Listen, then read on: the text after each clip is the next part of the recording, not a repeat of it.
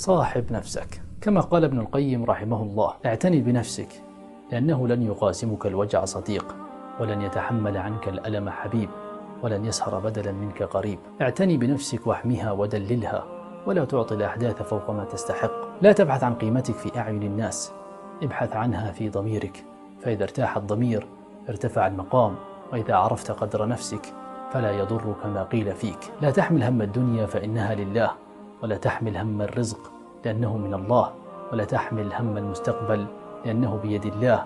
فقط احمل هما واحدا: كيف ترضي الله، لأنك إذا أرضيت الله رضى عنك وكفاك وأغناك. لا تيأس من حياة أبكت قلبك، وقل يا رب عوضني في الدنيا والآخرة. فالحزن يرحل بسجدة، والفرح يأتي بدعوة. لن ينسى الله خيرا قدمته، ولا هما فرجته، ولا عينا كادت أن تبكي فأسعدتها. عش حياتك على مبدأ: كن محسنا حتى وإن لم تلق إحسانا، ليس لأجلهم بل لأن الله يحب المحسنين. فصاحب نفسك.